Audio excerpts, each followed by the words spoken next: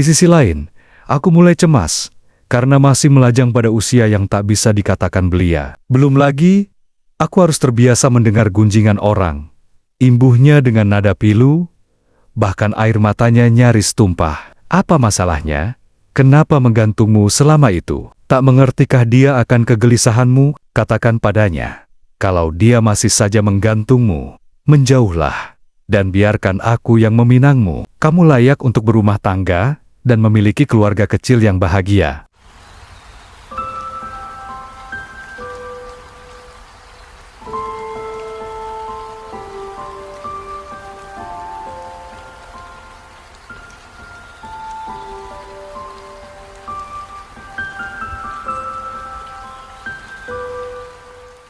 Diriku selalu takjub dengan hujan, yang entah bagaimana caranya, selalu berhasil menyajikan kenangan. Berkali-kali ia lungsur, tetap saja kenangan tersaji dengan sempurna. Ada kalanya menorehkan luka, ada kalanya menyuguhkan seberkas kebahagiaan yang timbulkan senyuman. Seperti sore ini, tatkala mendung membungkus jingga milik lembayung, kenangan menyembul dengan lancangnya. Aku yang duduk pada sebuah kursi rotan tua peninggalan almarhum kakek, menikmati secangkir kopi hitam, ditemani sepiring ubi rebus. Diterjang serpihan mozaik yang terlepas dari masa lalu, ia menjelma sejumput penyesalan, kesedihan, perasaan kalah yang teramat dalam. Kakakku menanyakan komitmenmu, ujar Sandrina melalui sambungan telepon. Jelas aku memegang komitmenku. Tapi, tak adakah cara lain? Tanyaku. Ini bukan waktunya menanyakan cara lain, melainkan berusaha mewujudkan apa yang kamu sanggupi di depan kakakku. Angka itu terlalu besar. Aku sudah bicara dengan keluargaku, bahkan meminta mereka pinjam ke bank dengan surat rumah sebagai jaminan. Tapi, mereka keberatan. Lalu untuk apa kamu menemui keluargaku? Demi memberimu kesempatan, aku bahkan telah mengorbankan hubungan dengan kekasihku yang sudah terjalin 10 tahun. Emosi Sandrina memuncak. Namun, alih-alih menyergah, dirinya justru langsung memutus sambungan. Adapun diriku cuma tertegun dengan ponsel masih menempel di kuping. Rintik tik tik tik, hujan sore ini mengingatkanku padamu. Sandrina adalah perempuan matang, berasal dari Sulawesi. Waktu itu, usianya menjelang 30 tahun dan masih lajang. Kami tak sengaja bertemu dalam sebuah pertemuan komunitas sastra yang digelar di Fort Rotterdam, Kota Makassar sekira 7 tahun silam. Dia menyambut uluran tanganku seraya menyebutkan sepenggal nama. Sebentuk keramahan tergambar jelas di wajahnya. Secara paras, mungkin ia bukan yang tercantik di sana, tetapi daya tariknya cukup solid dan kentara. Gadis ini dikaruniai kecerdasan yang tergambar dari gaya bicara, sikap, bahkan sorot mata. Pesona tersebut disempurnakan pula oleh lembut lakunya, yang membuatku kian tak punya alasan untuk tidak terpesona.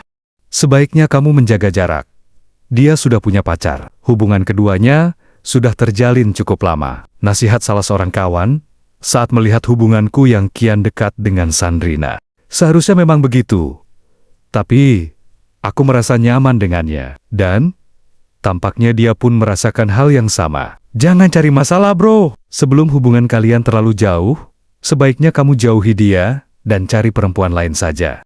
Namun, demikianlah cinta. Dia membuat lelaki sepertiku bersikap bebal. Aku tetap mendekati Sandrina sekalipun tahu konsekuensinya. Di sisi lain, dan itu mengherankan, Sandrina tak pernah menghindar. Bahkan sekadar memberi peringatan. Ia tampak nyaman-nyaman saja dan tak ada masalah dengan kedekatan kami. Apa menurutmu, hubungan kita salah? Selidikku ingin mengetahui pandangan Sandrina tentang hubungan kami. Sejenak, dia memandangku cukup dalam. Agaknya berusaha menerawang isi hatiku. Lepas itu, ia kembali melontarkan pandangan menuju tempat yang jauh. Aku tak tahu, desahnya. Mendadak, segerombol air mata berkerumun di pelupuk matanya. Bukankah seharusnya kamu menjaga hubungan, menutup celah setiap lelaki yang berusaha mendekat, dan bersabar menunggu kepulangan kekasihmu? Semata menjadi maklum, kekasih Sandrina seorang pelaut. Terkadang keduanya bertemu 6 bulan sekali, terkadang 1 tahun sekali.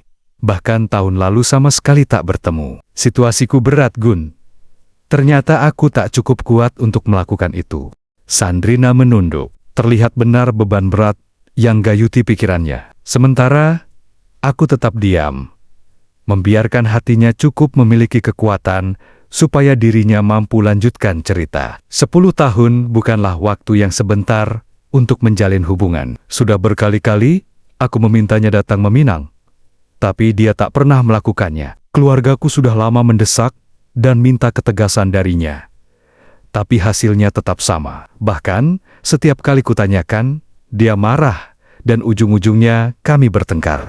Karena itulah, aku segan menanyakannya. Di sisi lain, aku mulai cemas karena masih melajang pada usia yang tak bisa dikatakan belia. Belum lagi, aku harus terbiasa mendengar gunjingan orang. Imbuhnya dengan nada pilu, bahkan air matanya nyaris tumpah. Apa masalahnya? Kenapa menggantungmu selama itu? Tak mengertikah dia akan kegelisahanmu? Sandrina kembali memandangku dengan mata indahnya yang kini berkaca-kaca. Sebagaimana lazimnya adat Sulawesi, kami sebagai pihak perempuan akan meminta uang panai kepada pihak lelaki. Jumlahnya lumayan besar. Itu memberatkannya. Apa yang dilakukannya selama 10 tahun ini? Kemana uang-uangnya? Bukankah gaji pelaut besar? Kalau memang dia serius padamu, harusnya mempersiapkannya. 10 tahun adalah waktu yang sangat panjang. Kalau bukan kamu perempuannya, aku tak yakin masih mau menunggu selama itu. Sandrina tak mengucapkan sepatah kata pun. Air mata yang sejak tadi tertahan, akhirnya jatuh jua di pipinya. Katakan padanya, kalau dia masih saja menggantungmu, menjauhlah, dan biarkan aku yang meminangmu. Kamu layak untuk berumah tangga dan memiliki keluarga kecil yang bahagia. Air mata Sandrina jatuh semakin deras.